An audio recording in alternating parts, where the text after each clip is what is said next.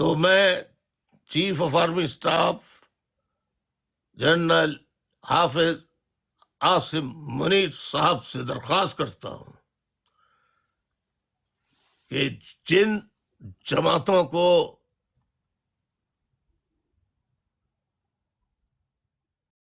پاکستان کے عوام کی سچی اور حقیقی صحیح طور پر حمایت حاصل ہے، خواہ وہ تحریک انصاف کے سربراہ ہوں یا ایم کیو ایم جس کا قائد الطاف حسین ہو، جس کا گھر 9 سال سے سیل ہے، جس کے دفاتر سیل ہیں. اگر ہم آپ کے خلاف باتیں کرتے رہیں گے، آپ ہمیں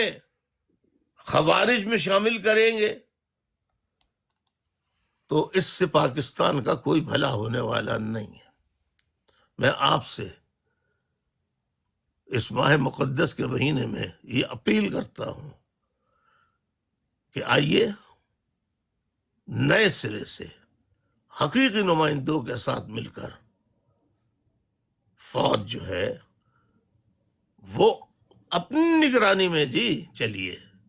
ایمانداری سے الیکشن کرا لے، اور اس سے پہلے عمران خان صاحب ان کے لوگوں کو ریلیز کر دے، ایم کیو ایم پر سے پابندیاں ہٹا دے. آپ یقین کیجئے کہ عمران خان صاحب کے لوگ ہوں یا ایم کیو ایم کے، میں پہلے بھی یہ کہہ چکا ہوں، سب کو معلوم ہے کہ برے سے برا وقت پاکستان پہ پڑا، تو میں آج بھی اس بات کو دہراتا ہوں کہ میں 1,00,000 کارکنان پاکستان کی حفاظت کے لیے دوں گا. اور اگر ضرورت پڑی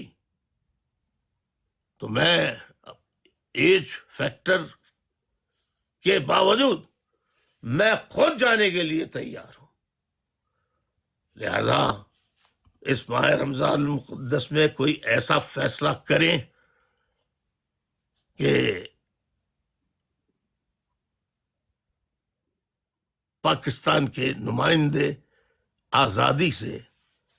اپنے لوگوں سے مل سکیں،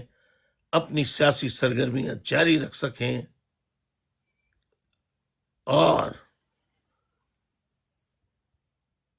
چاہے عمران خان صاحب کے لوگ ہوں یا ایم کیو ایم جس کا قائد الطاف حسین ہے، جس کے چاہنے والے آج بھی